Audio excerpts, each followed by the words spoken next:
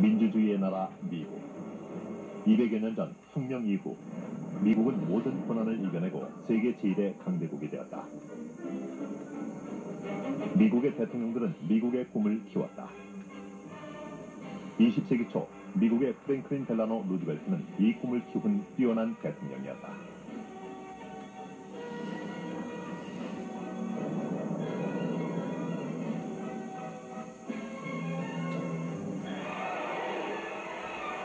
그리고 또 한 사람, 존 F 케네디 대통령이 있다.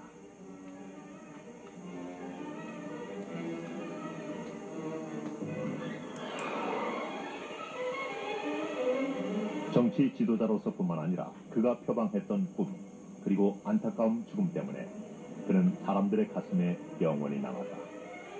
그는 미국의 신화 그 자체였다.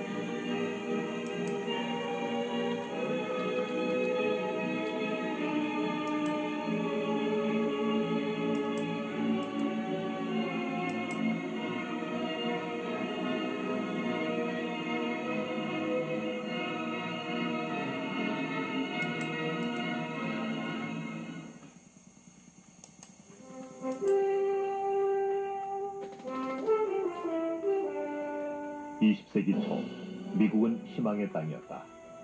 어디서든 건물을 세우고 농사를 지을 수 있었다. 광활한 땅은 개척자들을 유혹했다. 미국은 낙원이었다. 미국 꿈의 탄생이었다. 서부에서는 그때까지 사금 채취가 유행이었다. 골드러시가 계속되던 것이다. 비옥한 미시시피 강과 태평양 사이의 땅은 미국 전역을 먹여 살릴 수가 있었다.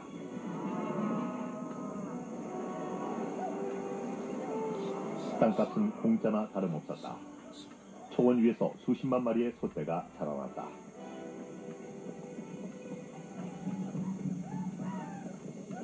하지만 보호구역의 인디안들의 생활 여건은 열악했다.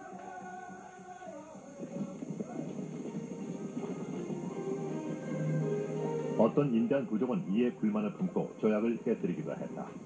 소규모 연방군으로서는 질서를 유지할 수가 없었다. 법은 백인 정착민에게 유리하게 되어 있었고 사이엔과 수족을 비롯한 몇몇 인디안 부족이 학살됐다. 20세기 초 백인들은 북아메리카를 완전히 장악했다.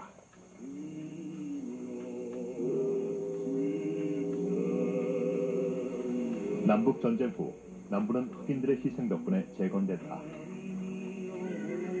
노예 제도는 공식적으로는 폐지됐지만 차별은 여전했다.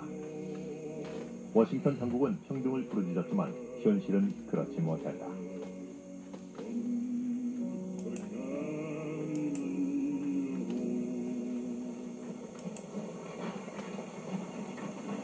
서부와 중서부 평원은 미국의 주요 농산물 산지였다.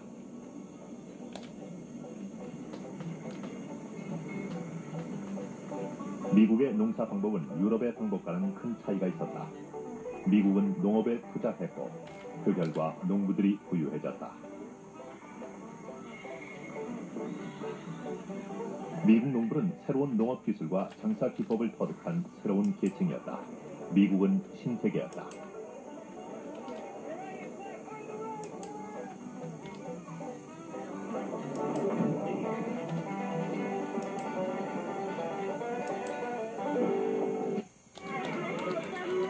수많은 이주민들이 뉴욕으로 들어왔다.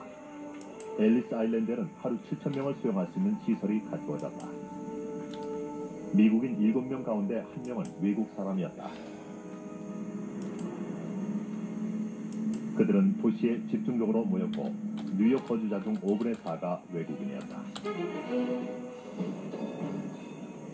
그 결과 도시의 변화가 일어났다. 거리와 건물들이 줄지어 건설됐다. 전기의 발명으로 교회와 도심 사이에 전차가 오갔다. 교통 혼잡이 생겨난 것도 바로 이때다.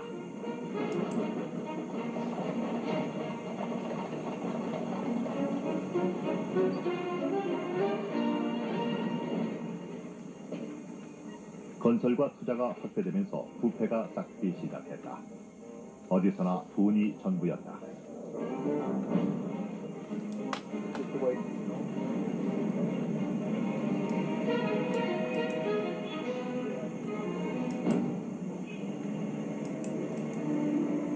또한 어디서나 가난한 사람들을 볼 수 있었다.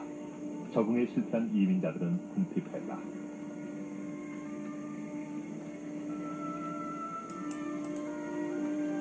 가족을 먹여 살리기 위해 여자들도 일했다. 그러면서 여자들은 자신의 권리를 깨닫기 시작했다. 많은 여자들이 투쟁 조직에 가입하여 시위를 벌였다.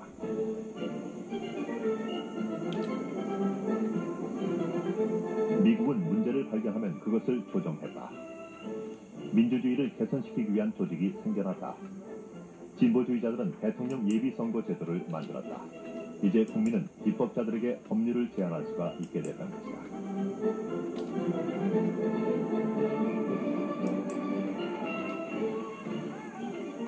특히 두 대통령이 국민들의 권리 신장에 많은 영향을 끼쳤다. 1901년부터 1909년까지 재임한 테오도로 루즈벨트 대통령은 기업 합병에 반대하고 파업을 진압하기 위한 군대 동원을 반대했으며 처음으로 환경보호를 주창했다.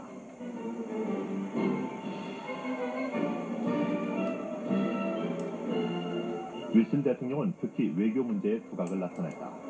1차 세계대전이 일어나자 유럽은 화염에 휩싸였다. 그러자 미국에서는 사회개혁보다는 국가 방어가 더욱 중요한 문제로 떠올랐고 참전하느냐 중립을 지키느냐 하는 심각한 고민에 빠졌다.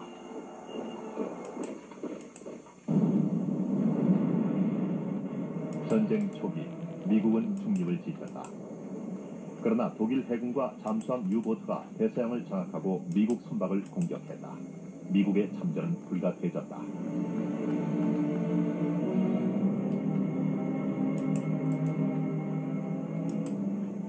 국민들의 마음이 하나가 됐다.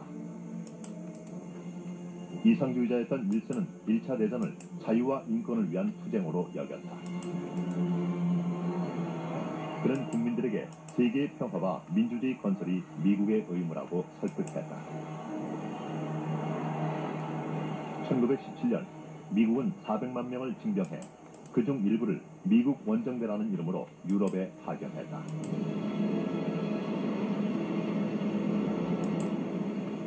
총사령관은 허싱 장군이었다. 미국의 참전 덕분에 유럽의 연합국은 최후의 승리를 거두었다. 미군 전사자 5만 명은 프랑스 국립묘지에 묻혔다. 윌슨은 영원한 평화라는 이상을 위해 싸웠다. 그는 14개항의 프로그램을 제안하며 협상을 하기 위해 파리해왔다. 1918년 12월 그는 유럽에서 영웅적인 환영을 받았다. 그는 1919년 베르사유 평화회담에서 주요 역할을 해냈다. 그러나 불행히도 의회는 평화조약의 비준을 거부했고 미국이 국제연맹에 가입하는 것도 거부했다. 국제연맹은 윌슨이 공들여 추진하던 국제기구였다.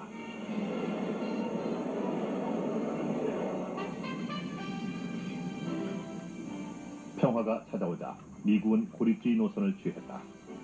사업을 해서 돈을 벌 시기였던 것이다. 그 후 10년간 미국의 발전은 눈부셨다. 인구가 증가했고 사람들은 부유해졌다.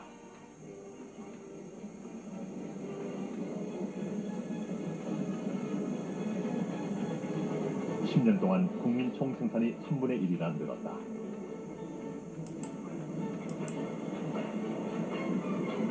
디트로이트의 포드 자동차사는 경제 발전의 상징이었다. 1900년에 4,000대가 생산되던 자동차는 1921년에는 150만 대, 그리고 1929년에는 500만 대가 생산됐다.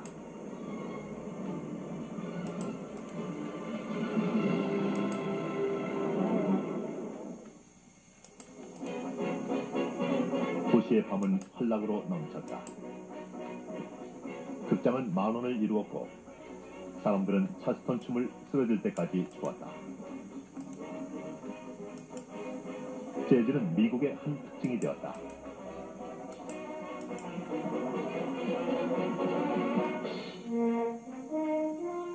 도시 집중은 건설로 이어졌다. 더 많은 고층 빌딩이 들어섰고 일주일 만에 도시 경관이 바뀌었다. 이제 농촌 인구보다 도시 인구가 더 많아졌다.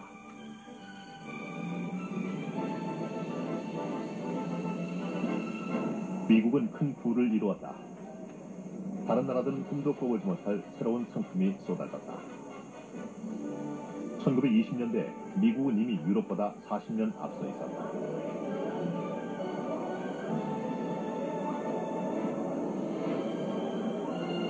모두가 백만장자가 될 수 있다는 것이 미국의 꿈이었다. 실제로 백만장자가 된 사람들이 이를 증명했다. 자동차왕 헨리 포드, 석유왕 록펠러,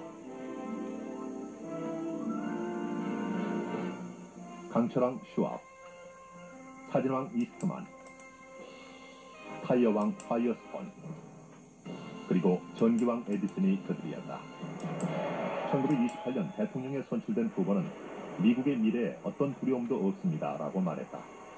그는 경제의 과부하가 걸린 것을 몰랐던 것이다. 당시 그 사실을 주목한 사람은 아무도 없었다. 1929년 10월 24일 재난이 닥쳐왔다. 검은 목요일이라고 불리는 그날 다우존스 지수가 곤두박질을 쳤다.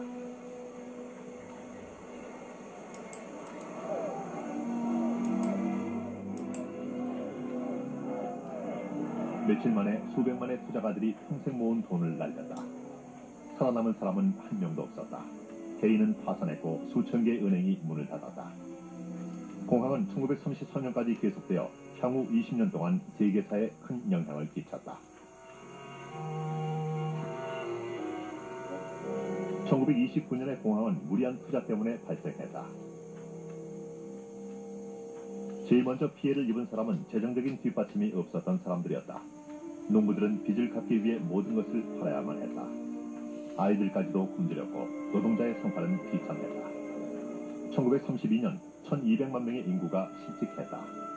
그것은 노동인구의 4분의 1에 해당했다. 3년 만에 국민 총생산이 반으로 줄었다. 가난과 절망이 찾아왔고 사람들은 복지기관에 의존했다.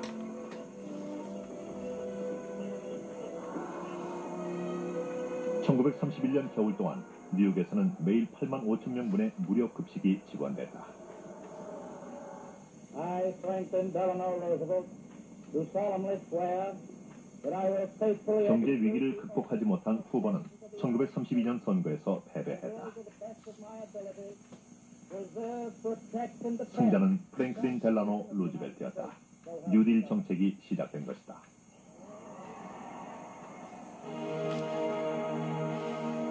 프랭클린 델라노 루즈벨트는 탁월한 인물이었다. 그의 아내 엘리노 여사 또한 그랬다. 10년 전 그는 소아마비에 걸렸으나 엄청난 에너지로 미국민과 의견을 나누었다. 루즈벨트는 인구의 3분의 1에 달하는 극빈자를 부양할 사회제도 개혁을 위한 보관을 가지고 있었다.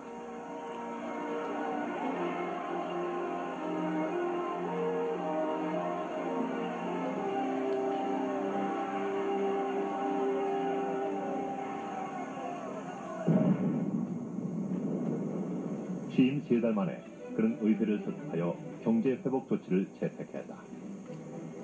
그의 계획은 생산성을 높이고 노동시간을 단축하며 최소임금제를 정착시키는 것이었다.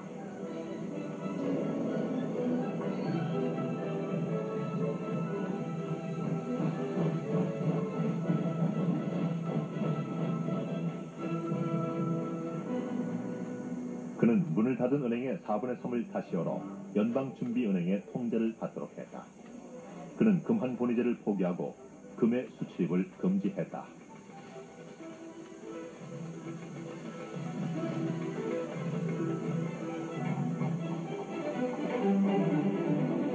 그러자 달러 가치가 50% 상승했고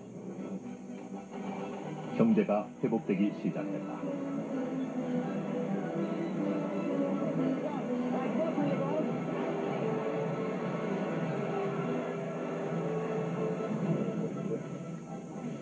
루즈벨트는 의회를 설득하여 농부들을 위한 연방법을 통과시켰다.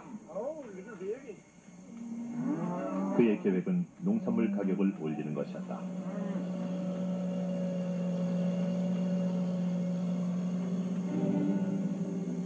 그러기 위해서는 정부 보조가 필요했다.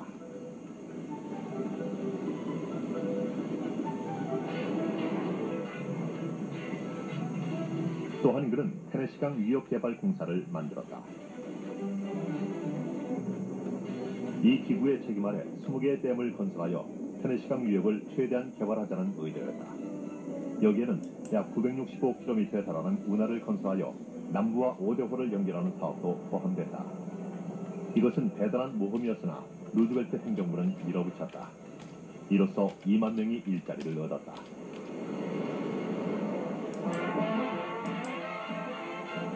뉴딜 정책은 경제 전반에 영향을 끼쳤다. 한편 금주법은 폐지됐다.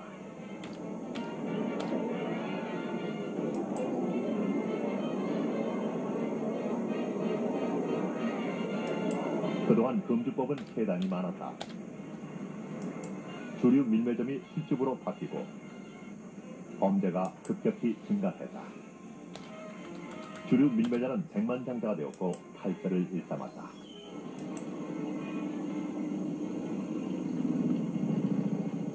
금주법의 폐지로 조직 범죄는 도박과 카지노로 그 영역을 바꾸었다.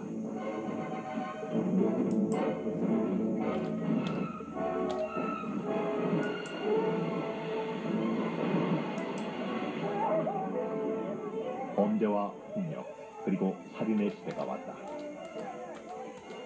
제1의 공격인 존 빌링거가 등장했고 보니와 클라이드가 나온 것도 바로 이때였다. 하지만 뉴딜 정책이 실업 문제를 해결한 것은 아니었다.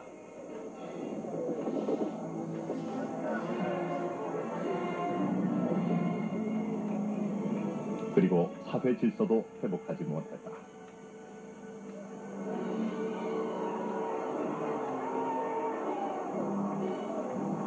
그의 재임 기간 동안 노사가 첨예하게 대립했다. 파업은 폭력으로 진압된다. 1937년 몇몇 지역에서 폭동이 일어났다. 디트로이트의 자동차 산업계는 노동자에게 파업권과 조합 인정, 그리고 협상권을 허용한 1935년의 법률을 반대했다.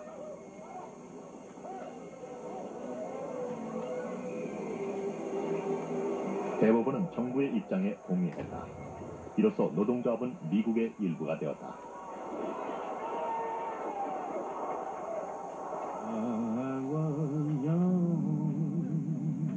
그러나 흑인은 여전히 억압당하고 있었다.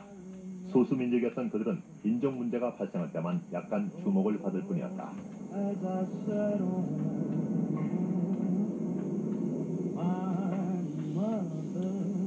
할렘은 집단 수용소나 다름없었다. 흑인 사회에서 카리스마적인 정치 지도자로 떠오른 성직자들의 목소리만 조금씩 울려 퍼질 뿐이었다. 흑인의 80%가 남부에서 살고 있었다. 루즈벨트는 흑인들의 처지를 개선해야 한다고 생각했다. 흑인의 임금은 평균보다 3분의 1이 낮았고 높은 사망률에 시달렸다.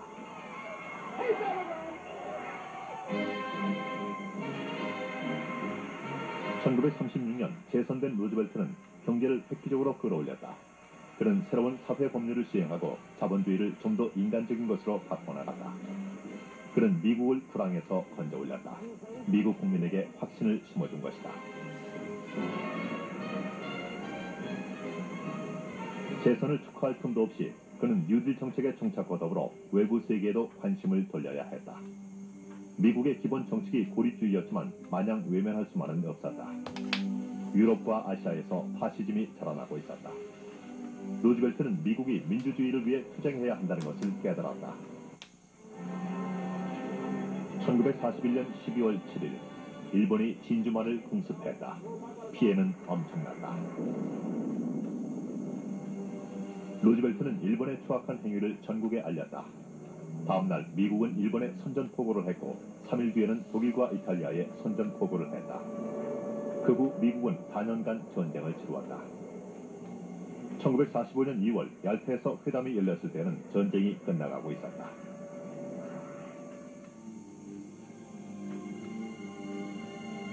루즈벨트는 네 번째로 대통령에 선출됐다. 그는 지치고 병들어 있었다. 유럽에는 새로운 국경선이 결정됐고 스탈린은 일본에 선전포고하기로 약속했다. 1945년 4월 21일 갑자기 루즈벨트가 사망했다. 뉴딜 정책과 독재에 맞선 민주주의 그리고 관대하고 자유스러운 미국이라는 모습을 만들어냈던 그는 사라졌다. 후계자인 해리 트루만은 핵무기 시대의 개막이라는 엄청난 책임을 떠맡았다. 1945년 8월 6일과 9일 두 개의 핵폭탄이 전쟁을 끝냈다. 일본은 즉시 항복했다. 1945년 9월 2일 역사상 가장 피를 많이 흘린 전쟁이 끝났다.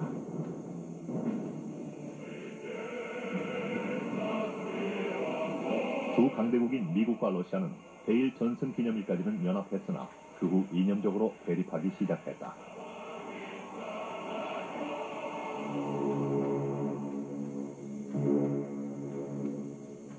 경제 대국인 미국은 번영의 열매를 따먹었다.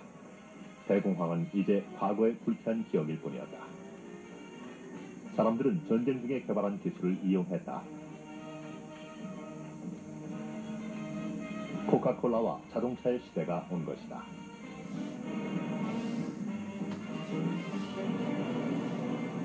민주주의가 전쟁을 승리로 이끌었다. 평화와 함께 민주주의는 바람직한 목표가 된 것이다. 언론의 자유, 인내, 문화적 다양성, 타종교에 대한 존중이 강조됐다. 그때까지 트루만은 단지 부통령으로서의 경험밖에 없었다. 그가 루즈벨트의 발자취를 따를 것인가? 그가 해결해야 할 문제가 산적해 있었다. 1945년 이후 뉴욕에는 국제연합이 구성돼 있었다. 트루만은 평화에 공헌할 국제재판소를 만들고 싶어 했다. 그러나 국제연합은 냉전이라 불리는 동서 갈등의 무대였을 뿐이었다. 트루만은 공산주의를 가난의 산물로 간주했다. 그의 목표는 가난과 싸우는 것이었다. 그는 마샬 플랜을 통해 유럽에 140억 달러를 원조했다.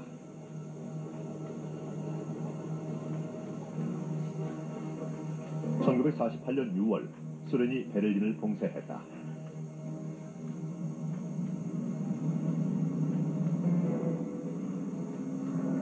미국은 연합국과 함께 하루 2,500톤의 식량과 필수품을 운수하기 시작했다.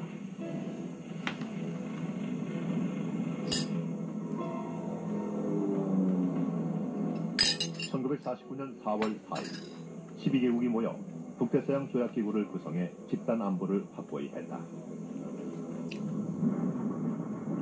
1949년 9월 29일 트루만은 소련이 핵실험에 성공했다고 발표했다. 미국의 전략을 수정해야 할 시기가 온 것이다. 미국은 전쟁 공포에 사로잡혔고 공습 대피 훈련을 시작했다. 트루만은 묵시록에 대해 얘기했다. Our losses in an atomic war, if we should have one, and God forbid, those losses would be terrible. The best defense against the atomic bomb is to prevent the outbreak of another world war and to achieve a real peace. 무기 경쟁이 시작됐다. 트루만은 원자탄의 위력보다 1000배나 더 강력한 수소폭탄을 계획했다. 수소폭탄을 개발하기 위해 350억 원이 투입됐다.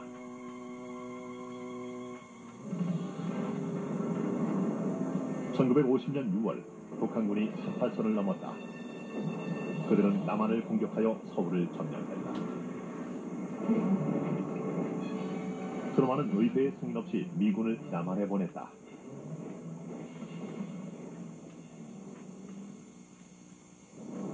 그는 북한을 비난하며 국제연합에 동참을 호소했다.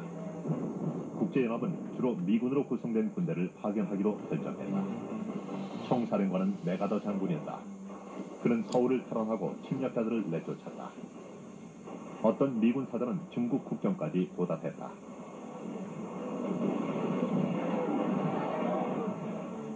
며칠 후 중국군 20만 명이 개입했다. 원자탄의 사용과 더불어 모든 해결책이 검토됐다. 그러나 트루먼은 3차 대전이 일어나지 않을까 두려워했다.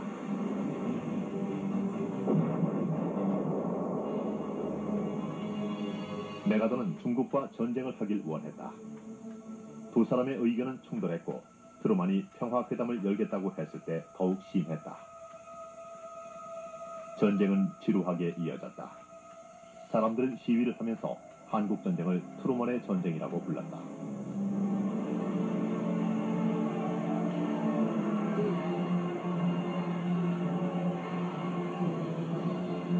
두 사람의 갈등은 극에 달했다.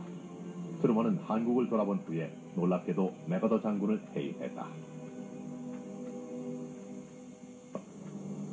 태평양 전쟁의 총사령관이자 일본을 재건한 사람이었고 감히 정치가에 대항했던 메가더는 미국으로 돌아와 영웅적인 환영을 받았다. 그러나 그는 상원에서 자신의 입장을 밝혀야 했다. 트루먼의 두 번째 임기 동안 냉전은 미국 국민에게 커다란 영향을 끼쳤다. 공산주의에 대한 공포가 휩쓸고 지나갔다.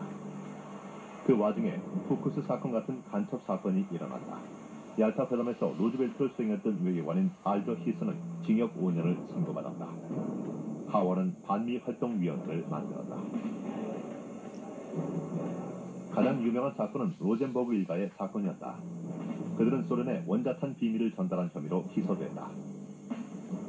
그들은 모든 것을 부인했지만 1951년 5월 21일 처형됐다. 그것은 마녀 사냥이었다. 조셉 메카시가 그 운동을 주도했다. 그는 별로 알려지지 않은 공화당 소속 상원 의원으로 공산주의의 오염에 대해 철저하게 대처해야 한다고 주장했다. 증거도 없이 그는 국무성과 행정부 그리고 심지어는 군대까지도 모두 공산주의에 오염됐다고 주장했다. 마녀 사냥은 예술과 연예 분야까지도 몰아닥쳤다.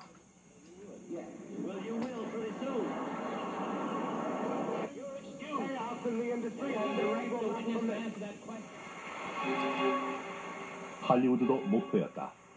가수인 폴 로벤슨과 영화인이었던 찰리 채플린은 미국을 떠나야만 했다.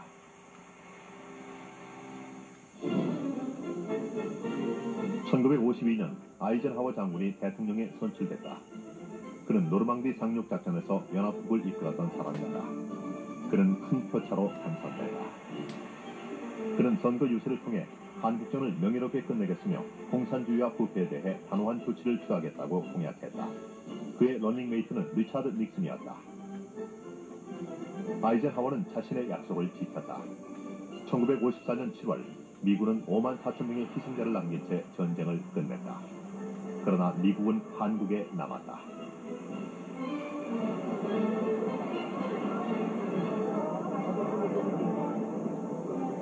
국내적으로 아이젠하워의 첫 번째 임기 동안 노조가 재구성됐다. 당시 노조는 아주 강력해서 전국을 마비시킬 수가 있었다.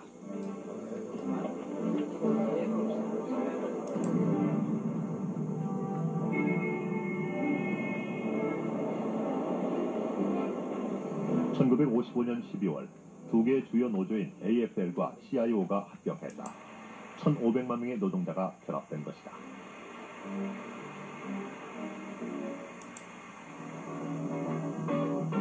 미국 경제는 성장했다. 중산층이 증권에 투자하기 시작했다. 럭큰롤이 유행하면서 엘비스 프레슬리도 유명해졌다.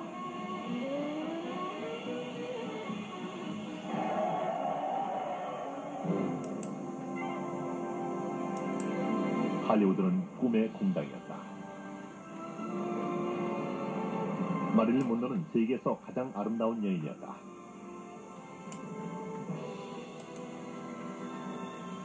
오스카상을 받은 위대한 스타들로는 험프리 보가트, 그레이스 켈리,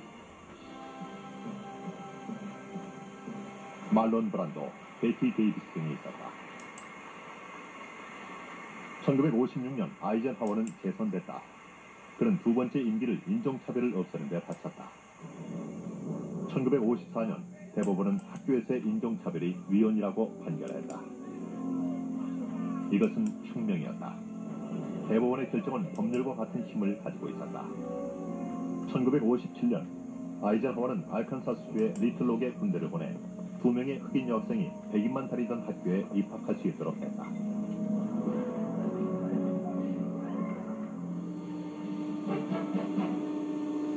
또한 아이젠하워는 국방비를 줄이기 위해 핵무기에 의존했다. 전쟁이 시작되면 대량 살상이 벌어질 판이었다. 이에 따라 역설적으로 새로운 개념이 생겨났다. 그것이 바로 군축이었다.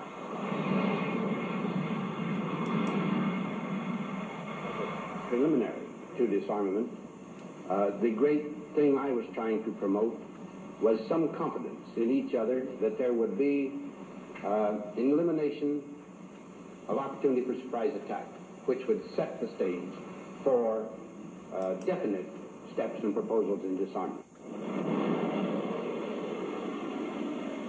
1957년 10월 4일, 소련이 세계 최초로 인공위성을 발사했다. 스푸트니크5였다. 우주 경쟁에서 소련이 미국을 앞선 것이다. 1959년 7월, 화해 무드를 조성하기 위해 리차드 닉슨이 소련을 방문해서 전쟁이 나면 두 나라 다 패배할 것이다라고 선언했다.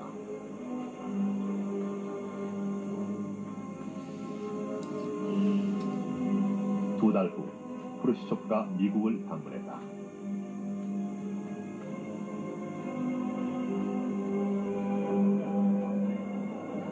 그는 미국을 방문해 미국의 생활 양식을 직접 체험했다.